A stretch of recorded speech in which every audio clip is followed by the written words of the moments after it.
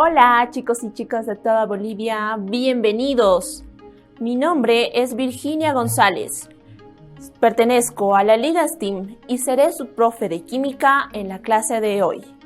Toma tu lápiz y papel para que juntos aprendamos el tema número 11, galvanoplastía. Hoy aprenderemos ¿qué es la galvanoplastía? ¿Cuáles son los productos de la electrólisis? ¿Cuáles son los aspectos cuantitativos de la electrólisis? ¿Cuáles son las aplicaciones industriales de la electrólisis? Primero, ¿sabes qué es la galvanoplastía? Antes, debemos saber que una de las aplicaciones industriales más importantes de la electrólisis es la electrodeposición. La electrodeposición es un procedimiento electroquímico mediante el cual se logra cubrir una pieza con una fina capa de un determinado metal. Uno de los casos más importantes de la electrodeposición de metales es la galvanoplastía.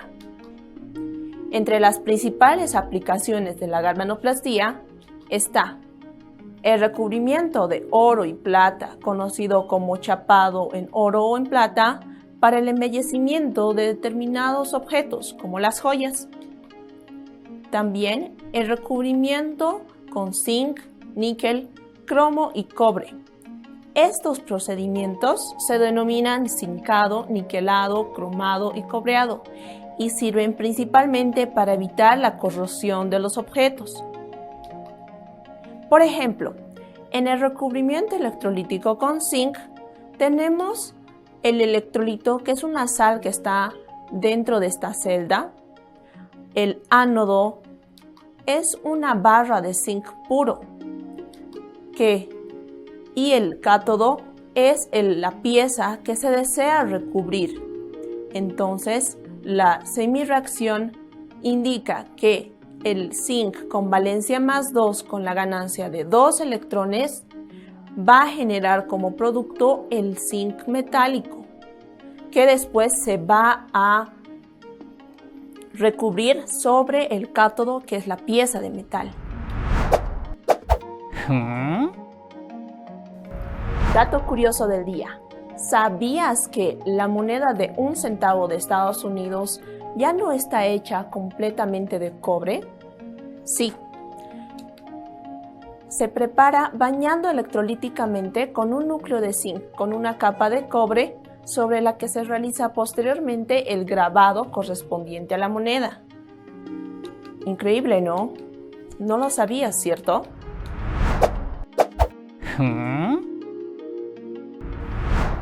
Continuemos. ¿Qué es la fuerza electromotriz? Se denomina fuerza electromotriz a la diferencia de potencial eléctrico existente entre los electrodos cuando la intensidad de corriente es cero. Recuerda que cuando la fuerza electromotriz de la reacción tiene signo positivo, esta va a ser espontánea. Y si la fuerza electromotriz tiene signo negativo, la reacción no es espontánea.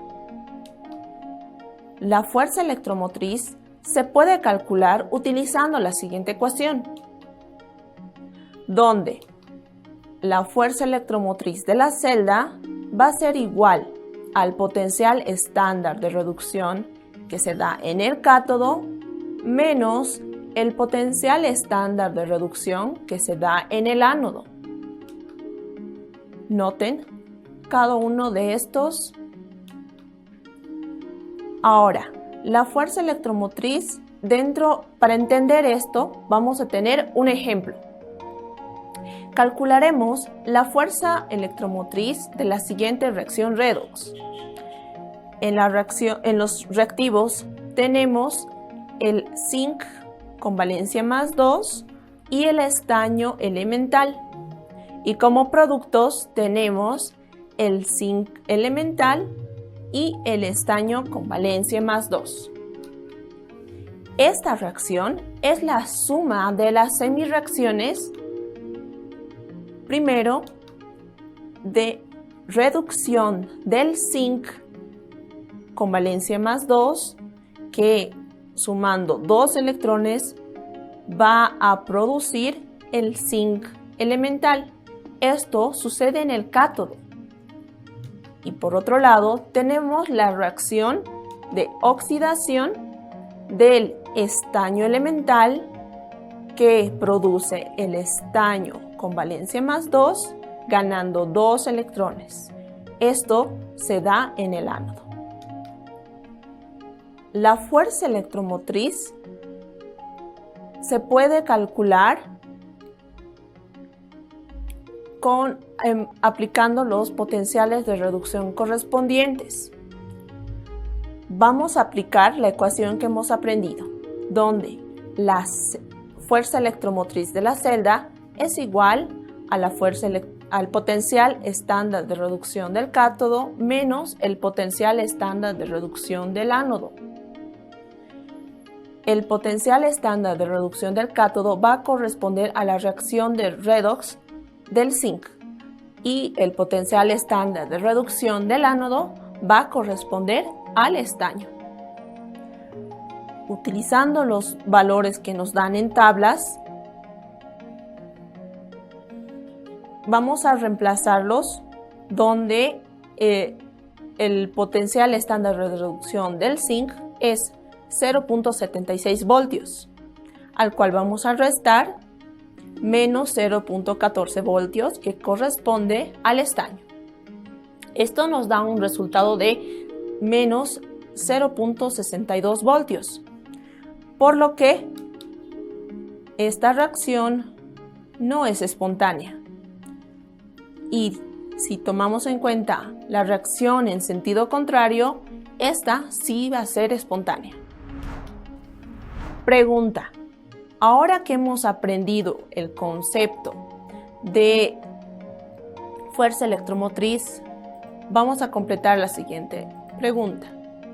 Cuando la fuerza electromotriz tiene un valor positivo, significa que la reacción es, inciso A, no espontánea, o inciso B, espontánea. Tienes un minuto para pensar y responder.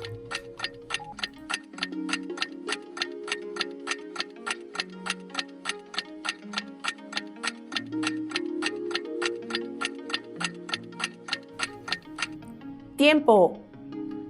La respuesta es el inciso B. Cuando la fuerza electromotriz tiene un valor positivo, significa que la reacción es espontánea y tiene lugar espontáneamente tal cual está escrita. ¿De qué depende la naturaleza de los productos de la electrólisis?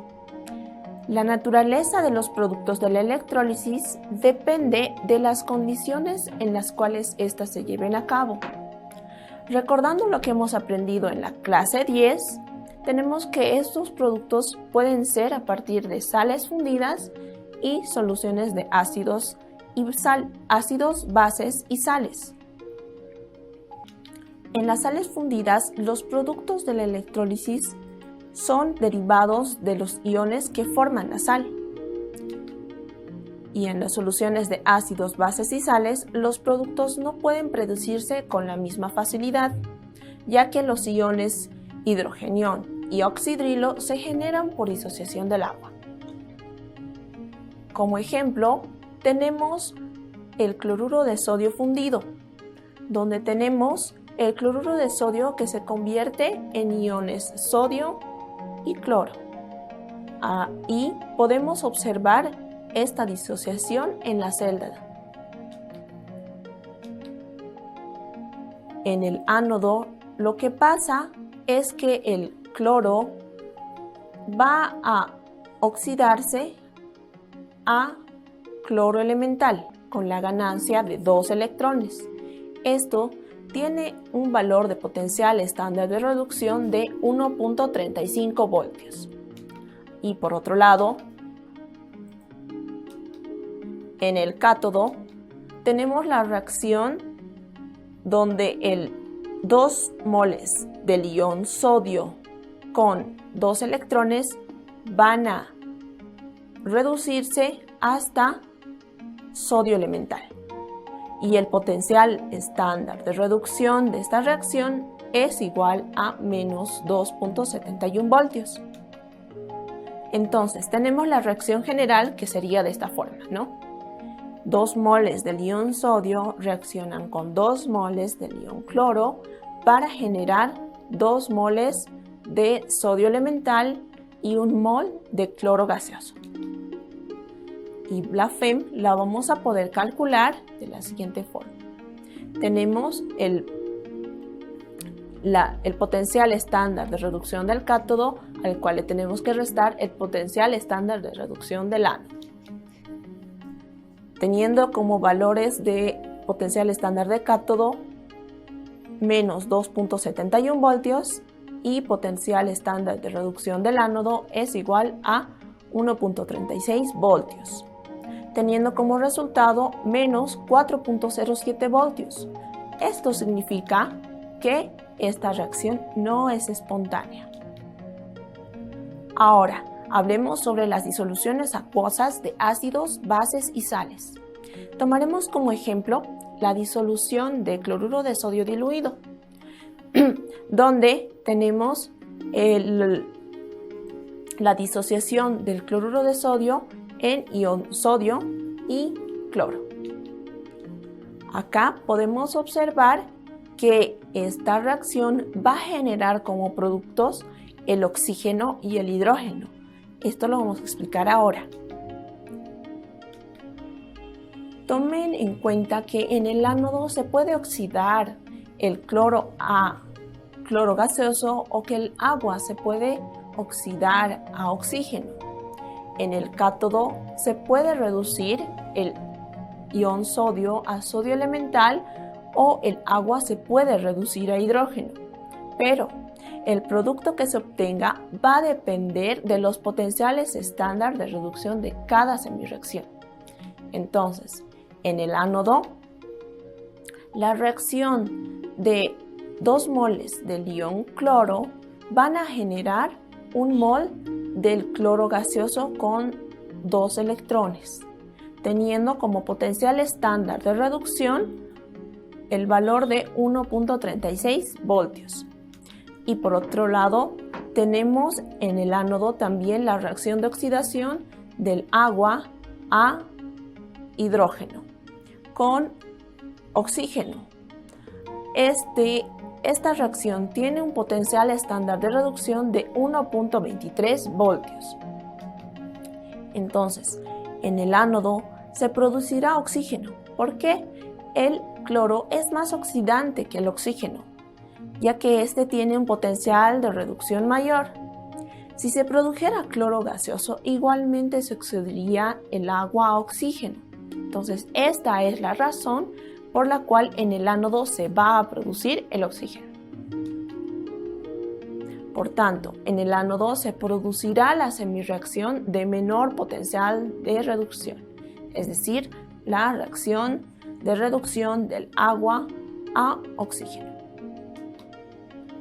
Por otro lado, en el cátodo tenemos la reacción de reducción del agua a hidrógeno, con un potencial estándar de reducción de menos 0.83 voltios. Y por otro lado también tenemos la reacción de reducción del sodio, con la ganancia de 2 electrones que nos va a generar sodio elemental. Este tiene un potencial estándar de reducción de menos 2.71 voltios. En el cátodo se va a producir hidrógeno porque el sodio, al ser más reductor que el agua, estará por debajo del agua en la tabla de potenciales. Y si se produjera sodio, reduciría el agua a hidrógeno. Entonces, el cátodo se producirá la semirreacción de mayor potencial de reducción, es decir, la reacción de reducción del agua a hidrógeno. Entonces, tenemos que el proceso global es la hidrólisis del agua a hidrógeno y oxígeno. Y para calcular la fuerza electromotriz vamos a aplicar la ecuación que hemos aprendido. Teniendo como potencial estándar de reducción del cátodo menos 0.83 voltios y como potencial estándar de reducción en el ánodo 1.23 voltios. Esto nos dará un resultado de menos 2.06 voltios, por lo que igual no será una reacción espontánea. Hay que tomar en cuenta que en este caso ni el ion sodio ni el ion cloro intervienen en las semireacciones y únicamente favorecen la conducción eléctrica de la disolución. La disolución sigue neutra, ya que en el proceso global no hay formaciones de ion hidrogenión u oxidrilo. En el tercer ejemplo de disoluciones acuosas de ácidos, bases y sales, tenemos como ejemplo la disolución concentrada del cloruro de sodio, que nos va a dar como productos el hidrógeno y cloro, como podemos observar en la figura, justamente porque hay esta reacción de disociación del agua.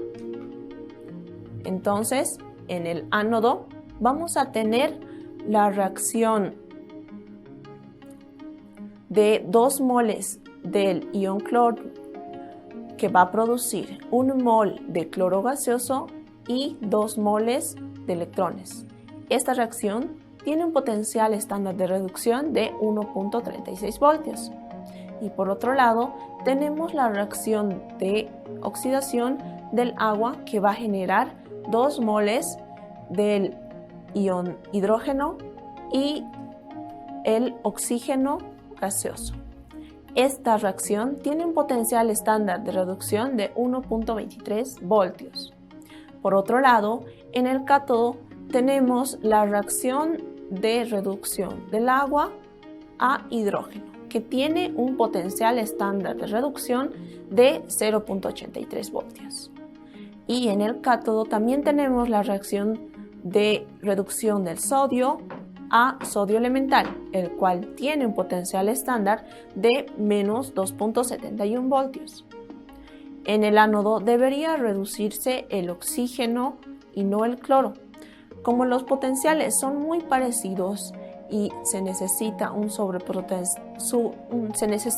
sobrepotencial para realizar la electrólisis, al ser alta la concentración de cloro, se produce cloro y no oxígeno.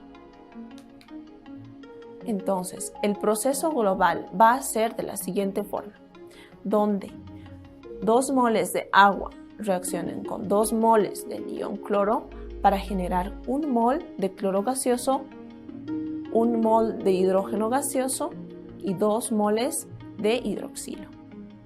Teniendo como para calcular la fuerza electromotriz, vamos a aplicar la ecuación donde el potencial estándar de reducción del cátodo va a ser igual a 0.83 voltios y el potencial estándar de reducción en el ánodo va a ser igual a 1.36 voltios, teniendo como resultado menos 2.19 voltios, que va a ser una reacción no espontánea. Entonces, de estos 3 casos de electrólisis del cloruro de sodio podemos obtener los siguientes productos. En el ánodo, en el primer caso del cloruro de sodio fundido, tenemos cloro gaseoso y en el cátodo tenemos sodio. En el segundo caso tenemos como producto en el ánodo el cloro gaseoso y en el cátodo el hidrógeno gaseoso. Esto con el cloruro de sodio concentrado. Y en el último caso tenemos como producto en el ánodo el oxígeno y en el cátodo el hidrógeno. Esto en el caso del el cloruro de sodio diluido. Bien, vamos con una pregunta. ¿En qué medios se pueden dar la electrólisis? Inciso A, en el agua destilada. Inciso B, solo en sales fundidas. Inciso C, sales fundidas o en disoluciones acuosas con electrolitos. Tienes 1 minuto para pensar la respuesta correcta.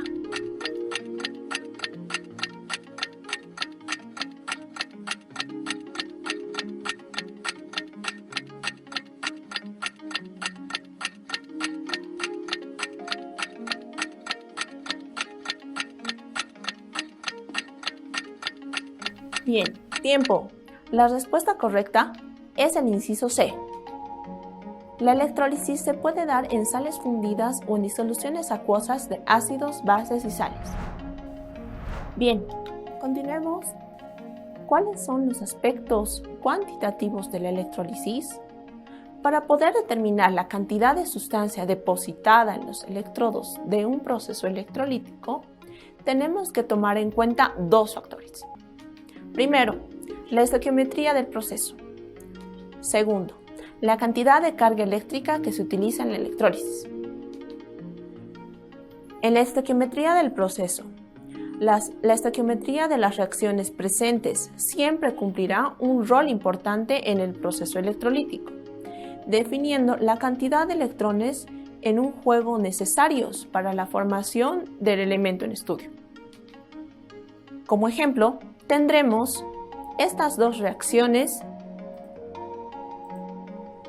donde el hierro con valencia más 2 con la adición de 2 electrones va a generar un mol de hierro metálico. Y por otro lado, la plata con valencia más 1 va a requerir un electrón para depositarse un mol de plata metálica. Notemos que se requieren 2 moles de electrones para generar un mol de el hierro metálico y se requiere un mol de electrones para producir un mol de la plata metálica. Entonces, como segundo caso, tenemos la cantidad de carga eléctrica que se utiliza en la electrólisis. Este es otro factor muy importante que se tiene que cuantificar en los procesos electrolíticos. Recuerda que la carga eléctrica que circula en el sistema es igual al producto de la intensidad de corriente por el tiempo. Esto lo podemos observar en esta ecuación, donde la carga eléctrica que está en coulombs es igual a la intensidad de corriente que está en amperios por el tiempo que está en segundos. Como ejemplo, si una corriente de 1 amperio circula por 1 hora, es decir, 3600 segundos, la carga eléctrica será igual a 3600 coulombs. Esto se calcularía de la siguiente manera. La carga eléctrica va a ser igual a 1 amperio por el tiempo 3600 segundos. Esto va a dar un valor de 3600 coulombs, como podemos observar ahí. Entonces hemos reemplazado estos valores de intensidad, tiempo y hemos obtenido la carga. Recuerda que la carga eléctrica de un mol de electrones es 1 Faraday y 1 Faraday equivale a 96.486 coulombs, como podemos observar en la igualdad que se muestra ahí.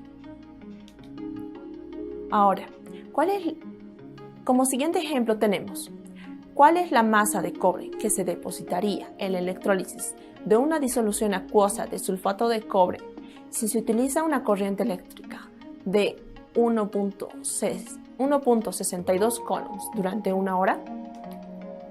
Esto lo vamos a resolver con 2 pasos súper sencillos. Primero, vamos a determinar el número de moles de electrones que participan en la electrólisis.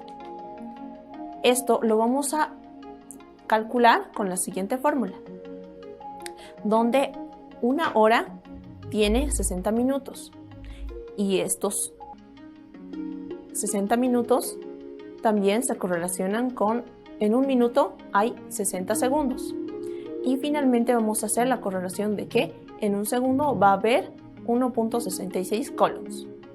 Esto lo vamos a multiplicar por la correlación que hemos aprendido de que en un mol de electrones hay 96.485 coulombs, dando como resultado 0.0604 moles de electrones. Ahora, en el segundo paso vamos a calcular la masa de cobre producida en el cátodo por este número de moles de electrones. Entonces vamos a utilizar los moles de electrones que hemos obtenido previamente, 0.0604 moles de electrones, los cuales vamos a multiplicar por la correlación de reducción del cobre, donde decimos que hay 1 mol de cobre que requiere 2 moles de electrones y que en 1 mol de cobre hay 63.5 gramos de cobre, esto por su peso atómico. Entonces, de esta forma vamos a tener como resultado 1.92 gramos de cobre. Bien, ahora vamos a ver las aplicaciones industriales de la electrólisis. ¿Qué sería de nuestra vida si no habría cables de cobre que puedan permitirnos prender estos dispositivos, la televisión, la laptop, los equipos de sonido, o que no tengamos otros dispositivos microelectrónicos para que podamos manejar los celulares? Entonces, hay algo muy en común en estas reacciones, que todos estos está inmersa la electrólisis.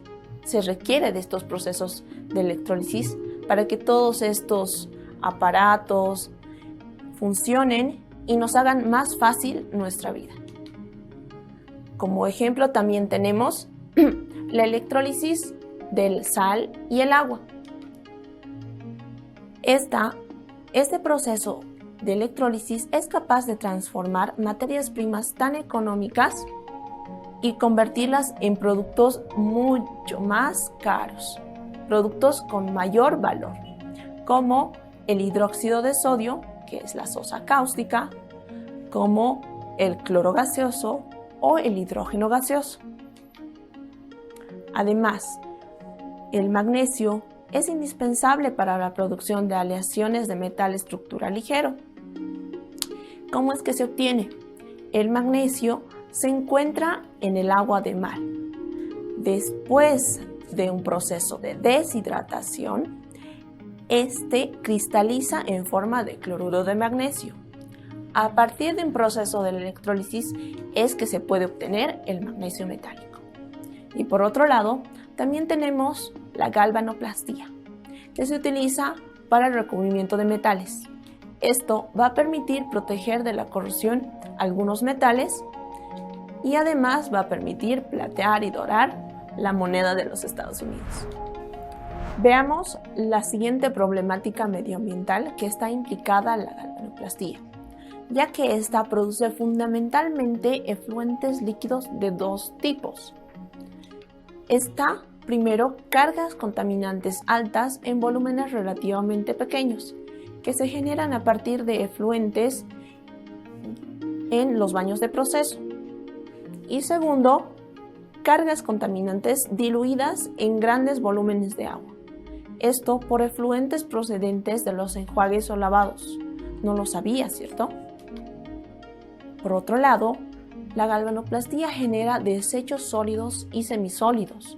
Los principales residuos resultantes de esta actividad son lodos que contienen metales pesados procedentes del tratamiento de aguas residuales, metales base, desechos reactivos empleados en distintas operaciones, aceites y grasas procedentes de la separación de aceites de los baños de desengrase, filtros y cartuchos impregnados por electrolito, envases y embalajes usados.